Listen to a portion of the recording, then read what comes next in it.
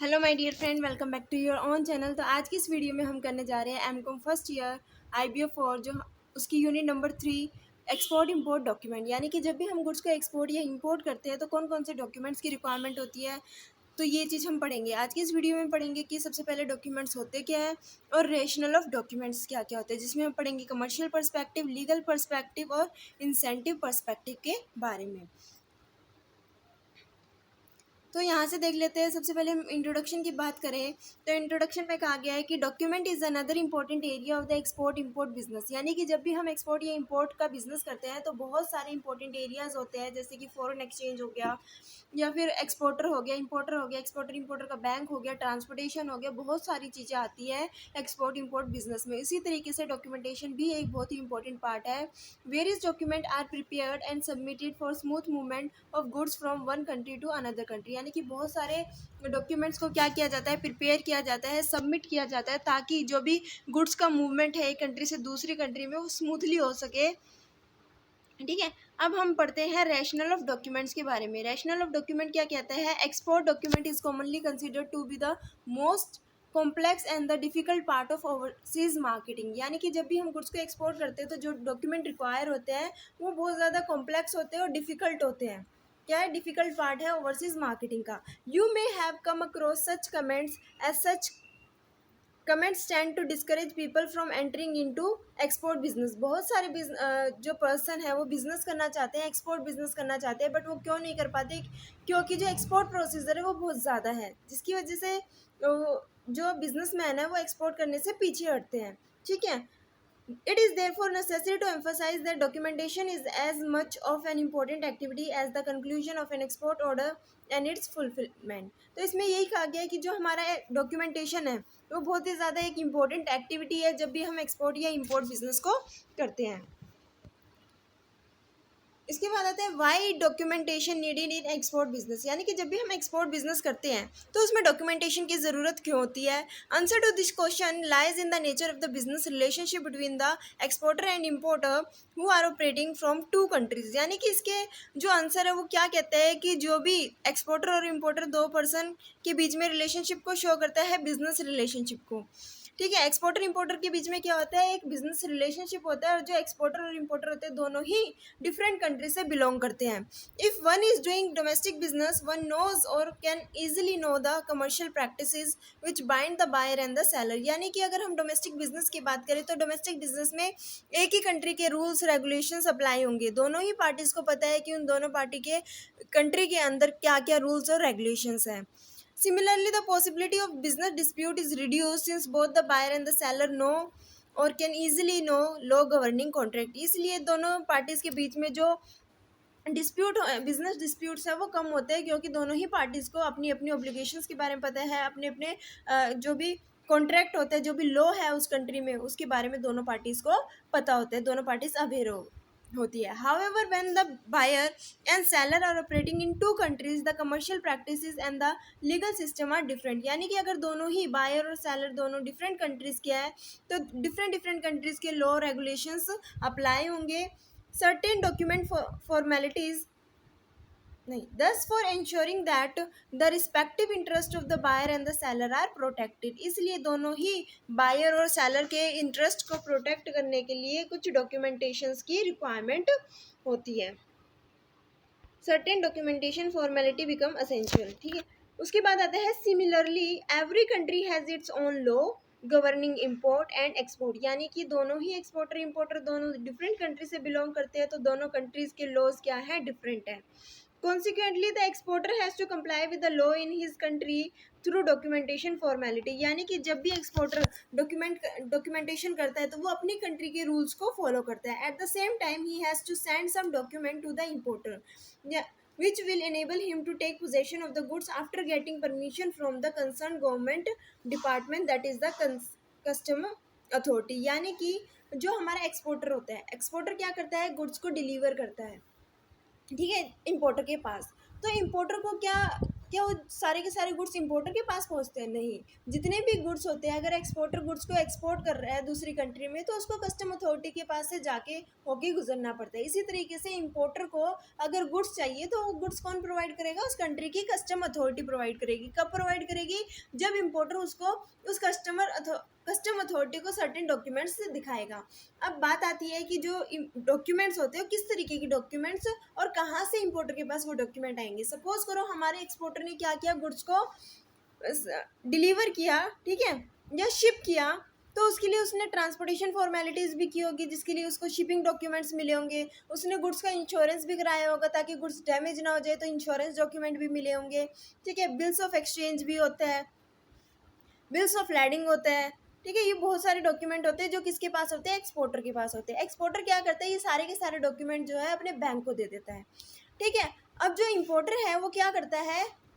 जो इंपोर्टर और इंपोर्टर के बैंक की हम बात करेंगे। इंपोर्टर को क्या करनी है? पेमेंट करनी है। या तो इंपोर्टर कैश में पेमेंट कर देगा, एट ए टाइम पेमेंट कर देगा जब इंपोर्टर को गुड्स रिसीव हो जाएंगे, या फिर इंपोर्टर क्या करेगा? टाइम लेगा कि भाई गुड्स मेरे को अभी दे दो, मैं तुम्हारी पेमेंट जो है 3-4 दिन में, 3 या 4 महीने में कर दूंगा। तो इंपोर्टर किस तरीके से बिलीव कर ले कि वो पेमेंट कर देगा? तो एक्सपोर्टर क्या करता है? एक एग्रीमेंट बनाता है, एक डॉक्यूमेंट प्रिपेयर करता है, उस पर हमारे इंपोर्टर के बैंक की साइन लेता है। जब इंपोर्टर उन डॉक्यूमेंट को एक्सेप्ट कर ले कि हाँ जो भी इंपोर्टर अगर पेमेंट नहीं करूँगा, तो इंपोर्टर के बिहाफ से इंपोर्टर का बैंक पेमेंट करेगा एक्सपोर्टर को। तो जब वो डॉक्यूमेंट एक्सेप्ट कर लेता है, ठीक है, कौन? इंपोर्टर का बैंक, तभी इंपोर्टर के बैंक को एक्सपोर्टर का बैंक सारे के सारे डॉक्यूमेंट प्रोवाइड करता है। वो सारे के सारे डॉक्यूमेंट जो इंपोर्टर का बैंक है वो इंपोर्टर को देता है। जब वो सारे डॉक्यूमेंट इंपोर्टर के पास आते हैं, तो इंपोर्टर क्या करता है? कस्टम अथॉरिटी के पास जाता है, वो सारे डॉक्यूमेंट्स दिखाता है, तब कस्टम अथॉरिटी क्या करती है? सारा का सारा गुड्स जो है हमारे इंपोर्टर को प्रोवाइड करते हैं। क्यों? क्योंकि उसमें क्या होता है? सर्टिफिकेट ऑफ ओरिजिन भी होता है, उसमें ये भी बताया जाता है कि ये जो गुड्स आए हैं वो कहाँ से आए, और अच्छे से हम इसको और डिटेल में जानेंगे आगे। एक्चुअली में क्या होता है कि at the same time he has to send some document to the importer which will enable him to take possession of the good after getting permission from the concerned government department. There is yet another reason for documentation in export trade, that is, such documentation is linked with the claim of export incentives given by almost all countries world over. Since most of these incentives are to be claimed after shipment, the exporter has to give documentary proof of the fact of shipment. यानी कि हमने ये बात कर ली कि documents की कहाँ requirement होती है। एक्सपोर्टर को रिक्वायरमेंट होती है कस्टम अथॉरिटी से सामान लेने की, ठीक है। अब साथ ही साथ एक रिक्वायरमेंट और आ जाती है डॉक्यूमेंट्स की। कब? जब हमारा एक्सपोर्टर क्या करता है? गुड्स को ट्रांसफ़र करता है, शिप करता है, तो उसको जो भी डॉक्यूमेंट्स मिलते हैं उन डॉक्यूमेंट्स का यूज़ करके वो इंसेंटिव्स ले सकता है। क्योंकि हर एक कंट्री की गवर्नमेंट क्या करती है? अपनी कंट्री के एक्सपोर्टर्स को इंसेंटिव्स देती है ताकि उसकी कंट्री का एक्सपोर्ट ज़्यादा से ज़्यादा बढ़े। लोग क्या करें? ज़्यादा से ज़्यादा उस कंट्री में एक्सपोर्ट करें, क्योंकि उनको क्या मिल रहा है? बेनिफिट्स मिल रहे हैं एक्सपोर्ट करके। Documentation formality are necessary to enable the importer to get the contracted goods and the exporter to get sales value as well as to secure export incentives। यानी कि यही कहा गया है कि डॉक्यूमेंटेशन होंगे तभी इंपोर्टर अपने गुड्स ले पाएगा, डॉक्यूमेंटेशन होंगे तभी जो एक्सपोर्टर है उसको पेमेंट भी मिल पाएगी, और साथ ही साथ वो क्या कर पाएगा? इंसेंटिव्स भी ले पाएगा। तो 3 बेनिफिट हमें यहाँ पे पता चल गए डॉक्यूमेंटेशंस के।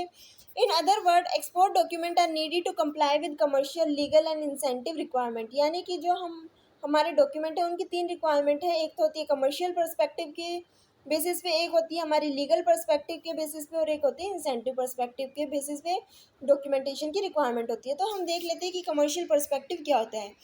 Trade between two business firms located in different countries begin with the conclusion of an export contract. Under the contract, the duty of the exporter is to ship the contracted goods in the agreed form and by agreed mode of transportation as well as according to agreed time schedule। तो इसमें हमने क्या पढ़ा? इसमें यही कहा गया कि 2 पार्टीज इन्वॉल्व होती है, एक होता है एक्सपोर्टर, एक होता है इंपोर्टर, ठीक है। दोनों ही पार्टी डिफरेंट कंट्री से बिलोंग करती है। दोनों पार्टी के बीच में एक कॉन्ट्रैक्ट बनता है, एक्सपोर्ट कॉन्ट्रैक्ट। अब एक्सपोर्ट कॉन्ट्रैक्ट के अंदर क्या चीज़ें आती है कि दोनों पार्टी की कुछ ड्यूटीज़ और कुछ ऑब्लिगेशंस होती है जो दोनों ही पार्टीज़ को फुलफ़िल करनी होती है। एक्सपोर्टर की अगर हम ड्यूटी की बात करें तो एक्सपोर्टर ने क्या किया होता है कि एक्सपोर्टर की ड्यूटी ये होती है कि उसको जो भी कॉन्ट्रैक्ट मिला है, जिस भी गुड्स का कॉन्ट्रैक्ट मिला है, उस गुड्स को इम्पोर्टर तक पहुंचाना होता है, प्रॉपर पैकेजिंग करनी होती है, प्रॉपर कंडीशन में जो है इम्पोर्टर तक गुड्स पहुंचाने की रिस्पॉन्सिबिलिटी या ड्यूटी किसकी है, हमारे एक्सपोर्टर की। और साथ ही साथ उस डॉक्यूमेंट में ये भी लिखा होगा कि कौन से मोड ऑफ ट्रांसपोर्टेशन का यूज़ करके इम्पोर्टर के पास वो गुड्स पहुँचेंगे और किस टाइम तक वो गुड्स की रिक्वायरमेंट है। यानी कि पहले से ही इम्पोर्टर ने बताया हुआ उस के अंदर, उस एक्सपोर्ट कॉन्ट्रैक्ट के अंदर, कि किस तरीके से मेरे पास गुड्स पहुंचने चाहिए, किस तरीके से पैकिंग होनी चाहिए, ट्रांसपोर्टेशन कौन सा यूज़ किया जाना चाहिए और कितने टाइम पीरियड के अंदर वो गुड्स इम्पोर्टर तक पहुंच जाने चाहिए। ठीक है। On the other hand, it is the duty of the importer to remit sales value to the exporter according to agreed terms of payment. यानी कि अब जब गुड्स आ जाते हैं किसके पास, इम्पोर्टर के पास आते हैं, तो अब इम्पोर्टर की रिस्पॉन्सिबिलिटी या ड्यूटी बनती है कि उसको क्या करनी है, एक्सपोर्टर को पेमेंट करनी है। In this process of physical movement of good from the exporter to the importer and remittance of sale value in the reverse order. यानी कि एक्सपोर्टर ने इम्पोर्टर को गुड्स दिए और बदले में इम्पोर्टर एक्सपोर्टर को क्या देगा, पेमेंट करेगा। Neither the exporter nor the importer is personally and physically involved. Instead, goods are handed over to a shipping company or an airline which issue a receipt for these goods. तो इसमें क्या कहा गया कि जो भी हमारी शिपिंग कंपनीज है या फिर एयरलाइन कंपनीज है, उनके थ्रू गुड्स को क्या किया जाता है, ट्रांसपोर्ट किया जाता है। अब वो क्या देंगे, मान लो हमारे एक्सपोर्टर ने शिपिंग कंपनीज को या फिर मान लो हमारे जो एक्सपोर्टर है उसने शिपिंग कंपनी को गुड्स दे दिए कि ये गुड्स जो है वो एक्सपोर्टर तक पहुंचा दो। ठीक है। अब बदले में शिपिंग कंपनी या एयरलाइन कंपनी क्या देगी, एक रिसिप्ट देगी कि हाँ भाई हमें ये गुड्स मिल चुके हैं और हमें इम्पोर्टर तक पहुंचाने हैं। Further, since goods in transit may be damaged or lost due to some accident, the exporter may be required to get an insurance policy. अब क्या होता है ना कि वो गुड्स रास्ते में डैमेज हो सकते हैं ट्रांसपोर्टेशन के वक्त, तो एक्सपोर्टर क्या करता है, उन गुड्स का इंश्योरेंस करा लेता है, एक इंश्योरेंस पॉलिसी ले लेता है। मान लो कि अगर गुड्स डैमेज हो गए तो ना ही इम्पोर्टर ना ही एक्सपोर्टर दोनों में से किसी को लॉस ना हो। While these two documents will protect the interest of the importer, the exporter will ensure that these documents are not in the possession of the importer unless he has either paid for the goods or he has made a promise to make payment at a later date. इसमें क्या कहा गया कि हमने दो document के बारे में बात की है। एक तो इंश्योरेंस पॉलिसी के बारे में जो एक्सपोर्टर लेता है ताकि गुड्स डैमेज ना हो ट्रांजिट के दौरान, और सेकंड डॉक्यूमेंट हमने पढ़ा शिपिंग डॉक्यूमेंट। शिपिंग डॉक्यूमेंट किससे मिलता है, या तो शिपिंग एजेंसी से मिलता है, शिपिंग कंपनी से मिलता है, या फिर एयरलाइन कंपनी से मिलता है। कि ये डिपेंड करता है कि जो हमने गुड्स को ट्रांसफ़र किया है, ट्रांसपोर्ट किया है, वो कौन सा मोड ऑफ ट्रांसपोर्टेशन का यूज़ करके किया है। शिपिंग डॉक्यूमेंट इसलिए मिलता है कि एक तरीके से ये बताया जाता है, एक तरीके से रिसिप्ट मिलती है एक्सपोर्टर की कि हाँ एक्सपोर्टर ने गुड्स को क्या कर दिया, अपनी तरफ से भेज दिया है। ठीक है। अब ये दोनों डॉक्यूमेंट मिल गए। अब दोनों डॉक्यूमेंट से क्या होगा, इंपोर्टर और एक्सपोर्टर दोनों का ही इंटरेस्ट क्या हो जाएगा, सिक्योर हो जाएगा। अब बात आती है कि एक्सपोर्टर के पास दोनों डॉक्यूमेंट आ गए। अब एक्सपोर्टर इंपोर्टर को जब तक डॉक्यूमेंट्स प्रोवाइड नहीं करेगा, जब तक इंपोर्टर जो है वो गुड्स की पेमेंट ना कर दे या फिर ये एक्सेप्ट ना कर ले कि हाँ मैं इस टाइम पीरियड तक ये गुड्स की जो पेमेंट है वो कर दूंगा। For this purpose, physical possession of the goods will be linked with the acceptance of a payment document by the importer. In actual practice, a set of documents given proof of shipment and a cargo insurance coverage along with a bill of payment is sent by the exporter to the importer through the banking channel. यानी कि जो भी document है वो exporter importer को भेजता है banking channel के थ्रू। एक्सपोर्टर अपने बैंक को देगा, जो एक्सपोर्टर का बैंक है वो इंपोर्टर के बैंक को देगा, और इंपोर्टर का बैंक जो है वो इंपोर्टर को वो डॉक्यूमेंट्स प्रोवाइड करेगा। This set of documents implies ownership in goods. This will be handed over to the importer by the bank in his country which he has received it from the bank in the exporting country only when he has honored the bill. In other words, the importer will get delivery of the good from the carrier on the basis of transport document which is obtained through the bank after he has compiled with the agreed terms of payment. तो ये सारी चीज़ें मैंने आपको बता दी है example के through. I hope कि आपको ये टॉपिक जो है वो क्लियर हो गया, और कमर्शियल पर्सपेक्टिव का। उसके बाद आता है हमारा नेक्स्ट जो एक्सपोर्ट डॉक्यूमेंटेशन की रिक्वायरमेंट होती है वो होती है लीगल पर्सपेक्टिव के बेसिस पे। Beside commercial necessity, document for export have a legal perspective as well. All over the world, law regulating export-import trade as well as movement of foreign exchange has been enacted. In some countries, the regulations are few, which are enforced through simple procedure and documentation formality. In other countries, the regulations are many and the enforcement procedure are complex. यानी कि ये कहा गया है कि जो भी documentation होता है वो हर एक कंट्री में रिक्वायरमेंट होती है, ठीक है। हर एक कंट्री में डॉक्यूमेंटेशन की रिक्वायरमेंट होती है। और साथ ही साथ क्या होता है कि किसी किसी कंट्री में बहुत ज़्यादा डॉक्यूमेंटेशंस की रिक्वायरमेंट होती है, और किसी कंट्री में जो डॉक्यूमेंटेशन फॉर्मेलिटी है वो सिंपल है, और किसी में कॉम्प्लेक्स है। Why should there be a regulation in the foreign trade में क्यों रेगुलेशंस है डॉक्यूमेंटेशंस की, ठीक है। There is perhaps no country in the world where movement of goods and money is absolutely free. यानी कि ऑल ओवर द वर्ल्ड ऐसी कोई कंट्री नहीं है जहाँ पे गुड्स की मूवमेंट और मनी की मूवमेंट फ्री है। यानी कि अगर एक्सपोर्टर अपनी कंट्री से गुड्स को भेज रहा है तो उसको पेमेंट करनी पड़ेगी, यानी कि कस्टम ड्यूटी पे करनी पड़ेगी। वहीं पे अगर हम इंपोर्टर की कंट्री की बात करें तो इंपोर्टर को गुड्स कहाँ से लेने पड़ते हैं, कस्टम अथॉरिटी से लेने पड़ते हैं, और कस्टम अथॉरिटी को भी पेमेंट करनी पड़ती है, ड्यूटी पे करनी पड़ती है। The minimum regulation that one can think of are of the one to record the movement of goods from and into a country. For this purpose, the exporter has to declare on a document the detail of the goods being exported by him. Other than this basic minimum requirement, the government all over the world, यानी कि जो भी हमारा exporter है उन documentations में ये लिखता है कि वो किस तरीके की गुड्स को जो है वो सेंड कर रहा है। सारी की सारी डिटेल जो है वो डॉक्यूमेंटेशंस में इन्वॉल्व होती है।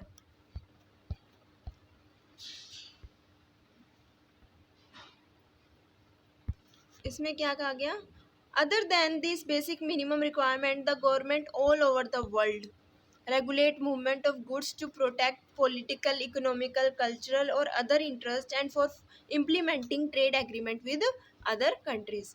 Some countries do not have political relationship with others. As a result, goods originating from such a country are not allowed to be imported.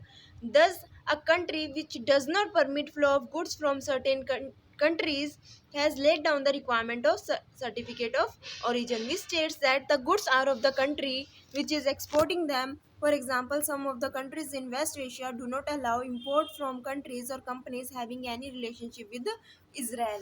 तो इसमें ये कहा गया कि हमने एक नया डॉक्यूमेंटेशन के बारे में पढ़ा है, that is certificate of origin. Certificate of origin क्या होता है, कुछ कंट्री ऐसी होती है जिनके आपस में पॉलिटिकल रिलेशनशिप अच्छे नहीं होते, तो उन कंट्री आपस में क्या नहीं करती, ट्रेड नहीं करती, एक्सपोर्ट या इम्पोर्ट नहीं करती। तो इसलिए कहा गया है कि उन कंट्रीज़ के अंदर जो भी गुड्स आते हैं, ठीक है, जो भी ट्रेड किया जाता है बाहर की कंट्री के साथ, तो वो ये देखा जाता है कि कहीं वो गुड्स उस कंट्री के साथ के वहाँ से तो नहीं आई जहाँ पे उनके अच्छे रिलेशनशिप नहीं है, ठीक है। एक एग्जांपल के थ्रू हम समझ लेते हैं इसको, क्या चीज़ कहना चाह रहा है कि some of the countries in West Asia की जो कंट्रीज़ है उसके अच्छे रिलेशनशिप नहीं है, पॉलिटिकल रिलेशनशिप अच्छे नहीं है इजराइल के साथ, ठीक है। वेस्ट एशिया की कंपनी के अच्छे बिजनेस रिलेशनशिप अच्छे नहीं है इजराइल के साथ। तो अब वेस्ट एशिया ने क्या कहा कि जो इजराइल की कंपनीज है या इजराइल के जिस भी कंट्री के साथ रिलेशनशिप है, ठीक है, या जिस भी कंपनीज के साथ रिलेशनशिप है, जिस भी कंट्री के साथ रिलेशनशिप है, उन कंट्रीज और उन कंपनी से हम गुड्स को अपनी कंट्री के अंदर इंपोर्ट नहीं करेंगे।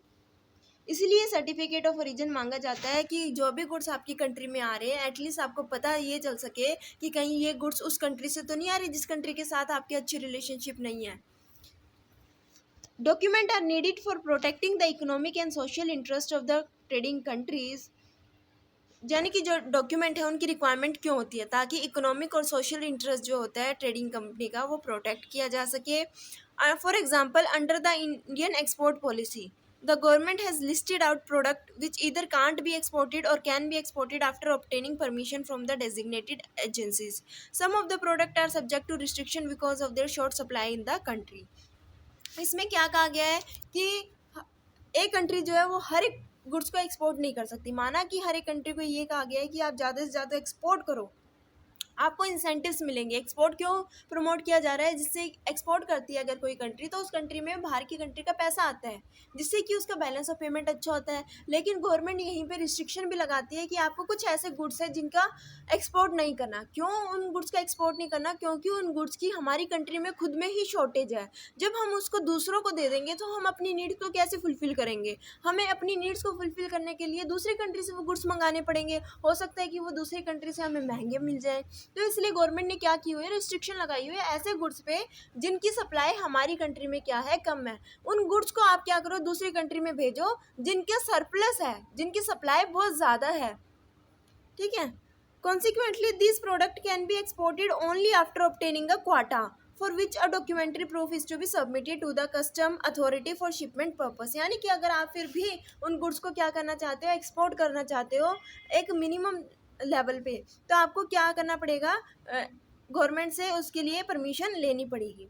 Similarly, there are number of government regulations governing quality standard, foreign exchange flows, valuation of goods for calculating custom duty etc। यानी कि बहुत सारी गवर्नमेंट रेगुलेशंस है जो ये देखती है कि जो भी आपने गुड्स को क्या किया है, एक्सपोर्ट किया है, उसकी क्वालिटी कैसी है। अगर अच्छी क्वालिटी के गुड्स होंगे तो हमारी कंट्री की इमेज अच्छी बनेगी दूसरी कंट्री के सामने, लोग हमारी कंट्री से ज़्यादा गुड्स को एक्सपोर्ट करेंगे। अगर हमारी कंट्री के गुड्स अच्छे नहीं लगे तो हमारी कंट्री का एक्सपोर्ट बैन हो जाएगा, जिससे कि लोग हमारी कंट्री के को अच्छा नहीं मानेंगे, हमारी कंट्री की गुड्स को अच्छा नहीं मानेंगे। इसलिए बहुत ज़्यादा ज़रूरी है कि गवर्नमेंट ये चेक करे कि अच्छी क्वालिटी के गुड्स हमारी कंट्री से जाए, एक स्टैंडर्ड मेंटेन रहे, फॉरेन एक्सचेंज का फ्लो अच्छे से हो, जो भी गुड्स दूसरी कंट्री में एक्सपोर्ट या इंपोर्ट किए उन पे क्या की जाती है, कस्टम ड्यूटीज़ को चार्ज किया जाता है, उसके लिए भी अलग रेगुलेशंस बनाए गए हैं। Compliances with this regulation necessity documentation. Documentation are also needed for fulfilling requirement under bilateral or multilateral trade agreement. For example, an Indian exporter will need to obtain GSP certificate of origin for exporting certain specified product to those countries which operating the general system of preferences। इसमें कहा गया है कि कुछ countries क्या करती है, एक जनरल सिस्टम बनाती है, कुछ प्रेफरेंसेस बनाती है कि हम इन स्पेसिफिक गुड्स को खरीदेंगे, ठीक है, स्पेसिफिक प्रोडक्ट्स को खरीदेंगे। तो उन स्पेसिफिक गुड्स को एक्सपोर्ट करने के लिए आपको जीएसपी चाहिए और सर्टिफिकेट ऑफ ओरिजिन चाहिए। ठीक है, ये दो मेन डॉक्यूमेंट है। Under this system the developed country accord professional duty treatment to specific goods originating from developing country। The GSP certificate will enable the importer to pay concessional duty। ठीक है, तो I hope कि आपको पता चल गया होगा कि लीगल पर्सपेक्टिव क्या होता है, क्यों हमें लीगल पर्सपेक्टिव में हमने जो डॉक्यूमेंटेशन पढ़े हैं वो हमारा इंपॉर्टेंट डॉक्यूमेंट था सर्टिफिकेट ऑफ ओरिजिन, कि जो भी गुड्स हमने अपनी कंट्री में इंपोर्ट किए हैं वो कौन सी कंट्री से आए हैं, यानी कि उन गुड्स को किसने एक्सपोर्ट किया है। सर्टिफिकेट ऑफ ओरिजिन जो डॉक्यूमेंट है वो कौन इशू करता है, जो भी एक्सपोर्टिंग कंट्री है उसका आईसीसी यानी कि इंटरनेशनल चैम्बर ऑफ कॉमर्स जो है वो इशू करता है सर्टिफिकेट ऑफ डिपॉजिट को। आई होप कि आपको ये टॉपिक क्लियर हो गया हो। उसके बाद हमारा नेक्स्ट टॉपिक आता है इसमें इंसेंटिव पर्सपेक्टिव। इंसेंटिव पर्सपेक्टिव क्या कहता है, export assistance and incentive measures have become an integral part of policy in large number of countries. यानी कि जो भी ज़्यादा से ज़्यादा गुड्स को एक्सपोर्ट करेगा उनको क्या मिलेंगे, इंसेंटिव्स मिलेंगे, कुछ बेनिफिट्स मिल जाएंगे। Since these incentives are to be given only to the export activity, documentary proof to this effect is required to be given by the claimant to the disbursing authority। यानी कि जो भी authority क्या करेगी, आपको export incentives provide करेगी, वो कुछ पहले डॉक्यूमेंट्री प्रूफ मांगती है, तभी आपको क्या मिलेंगे, एक्सपोर्ट इंसेंटिव्स मिलेंगे। कि अगर आपने एक्सपोर्ट किया है एक्चुअली में तो आपको हम इंसेंटिव्स देने के लिए तैयार है, लेकिन आप हमें प्रूफ दिखाओ, वो डॉक्यूमेंट्स दिखाओ जो ये साबित करे कि एक्चुअली में आपने गुड्स को एक्सपोर्ट किया है। ठीक है, such a documentary proof should state that the claimant is eligible to receive the incentives that the good will be or have been exported according to the export contract and that the claim has been filled in the manner specified in the policy। वो ये दिखाता है कि जो भी हमारा export contract था, export contract के अकॉर्डिंग जिस भी तरीके से गुड्स को एक्सपोर्ट करने की बात की गई थी उसी तरीके से गुड्स को एक्सपोर्ट किया गया है। In other words, bona fide of the claim have to be established for receiving incentives and assistance. You may also note that for making a claim, the exporter has to file an application on the specific form that summarizes the shipment and other details. यानी कि जो भी exporter incentives लेता है उसको एक application form fill up करना पड़ता है। उस फिलअप एप्लीकेशन फॉर्म में सारी की सारी शिपमेंट समरी बतानी होती है और बहुत सारी डिटेल्स जो है वो आपको देनी होती है। साथ ही साथ जो भी डॉक्यूमेंट उस एप्लीकेशन फॉर्म में बताए गए हैं वो सारे के सारे डॉक्यूमेंट अटैच करके देने होते हैं। This application is to be accompanied by a number of supporting document to enable the incentive disbursing authority। जो भी अथॉरिटी आपको क्या करेगी, इंसेंटिव्स देगी, वो ताकि वो चेक कर सके कि कितने ऑथेंटिक आपके डॉक्यूमेंट हैं, to check the authenticity of detail given in the applications. तो आज की वीडियो में इतना ही, जिसमें हमने कवर किया है कि डॉक्यूमेंटेशंस क्या होते हैं और रेशनल ऑफ डॉक्यूमेंटेशन में हमने पढ़ा कि कमर्शियल पर्सपेक्टिव क्या होता है, लीगल पर्सपेक्टिव क्या होता है और इंसेंटिव पर्सपेक्टिव क्या होता है। क्यों, इन पर्सपेक्टिव के लिए हमें डॉक्यूमेंटेशंस की रिक्वायरमेंट होती है। कमर्शियल पर्सपेक्टिव ने हमें पढ़े दो डॉक्यूमेंट, यानी कि जब एक्सपोर्टर गुड्स को एक्सपोर्ट करता है तो उसको शिपिंग रिसिप्ट मिलती है, शिपिंग डॉक्यूमेंट मिलता है शिपिंग कंपनी से, चाहे वो शिपिंग कंपनी हो चाहे वो एयरवे कंपनी हो, ठीक है। उसके बाद हमने इसी में पढ़ा कि हमने इंश्योरेंस पॉलिसी भी ली थी। कमर्शियल डॉक्यूमेंट में हमने एक इंश्योरेंस पॉलिसी भी ली थी कि ट्रांजिट के दौरान हमारे जो गुड्स है वो डैमेज ना हो जाए। अब लीगल पर्सपेक्टिव में हमने कौन से डॉक्यूमेंट की बात की गई, सर्टिफिकेट ऑफ ओरिजिन, की जो गुड्स इंपोर्टर अपनी कंट्री में मंगा रहा है उस गुड्स को कौन सी कंट्री ने एक्सपोर्ट किया है, वो सर्टिफिकेट ऑफ ओरिजिन जो है वो कहाँ से मिलता है, एक्सपोर्टिंग कंट्री में जो ICC यानी कि इंटरनेशनल चैम्बर ऑफ कॉमर्स जो है वो इशू करता है। उसके बाद है इंसेंटिव डॉक्यूमेंट, यानी कि जब एक्सपोर्टर गुड्स को एक्सपोर्ट करता है तो शिपमेंट के बाद वो क्या कर सकता है, क्लेम कर सकता है इंसेंटिव्स के लिए। जो डिस्पर्सिंग अथॉरिटी है वो क्या करती है, डॉक्यूमेंट्स चेक करती है और एप्लीकेशन फॉर्म देती है कि आप इस एप्लीकेशन फॉर्म को फिलअप करो, सारी शिपमेंट डिटेल्स दो और बाकी जो डिटेल मांगी गई है वो भी दो, और साथ में जो भी डॉक्यूमेंट्स रिक्वायर है इस एप्लीकेशन फॉर्म के अकॉर्डिंग वो सारे के सारे डॉक्यूमेंट आप हमें प्रोवाइड करो। सारी चेकिंग करने के बाद, सारी ऑथेंटिसिटी चेक करने के बाद जब हमें ये लगेगा कि हाँ एक्चुअली में आपने एक्सपोर्ट किया और एक्सपोर्ट कॉन्ट्रैक्ट के अकॉर्डिंग ये एक्सपोर्ट किया है, तो हम आपको इंसेंटिव्स प्रोवाइड कर देंगे, हमें कोई दिक्कत नहीं है। आई होप कि आपको ये टॉपिक अच्छे से क्लियर हो गया हो, कोई डाउट ना ही है। अगर कोई डाउट है तो आप कमेंट बॉक्स में कमेंट करके पूछ सकते हो। Thanks for watching.